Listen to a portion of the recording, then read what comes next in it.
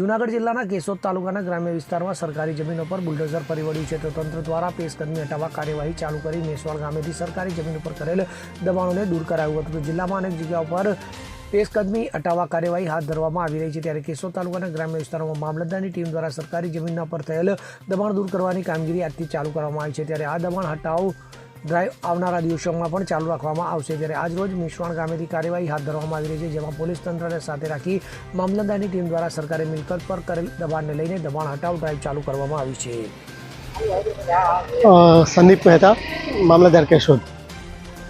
આજરોજ સરકારશ્રીની સૂચના મુજબ તેમજ માનનીય કલેક્ટર સાહેબ અને આસિસ્ટન્ટ કલેક્ટર સાહેબના માર્ગદર્શન હેઠળ આજરોજ અમે મેસવાડ ગામે સરકારી જમીન પરના દબાણ ખુલ્લા કરાવવા અંગેની ડ્રાઈવ શરૂ કરેલી છે.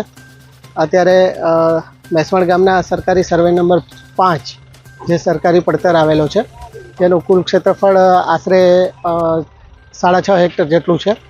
એમાંથી લગભગ 1 હેક્ટર જેટલા વિસ્તારમાં દબાણ પેશકદમી આજુબાજુના ખેડૂતો દ્વારા કરવામાં આવેલ હોવાનું જણાયેલ છે, જે અત્યારે ડ્રાઈવ શરૂ છે અને દબાણ ખુલ્લા કરવાની કામગીરી ચાલુ છે. લગભગ આજ સાંજ સુધી આ કામગીરી આ સર્વે નંબરમાં પૂર્ણ થઈ જવાની સંભાવના છે અને પૂર્ણ થતાં લગભગ 1 હેક્ટર જેટલી જમીન સરકારી જમીન ખુલ્લી થઈ જશે.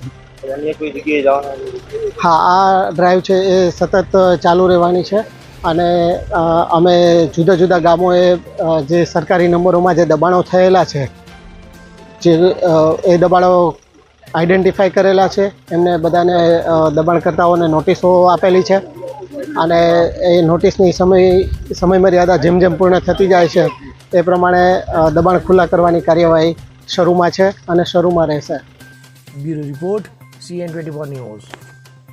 હવે જુઓ દેશ દુનિયાની તમામ ખબરો તમારી આંગળીના ટેરવે. ઉઠાવો મોબાઈલ અને Google Play Store પરથી ડાઉનલોડ કરો અમારી CN24 ન્યૂઝ મોબાઈલ એપ.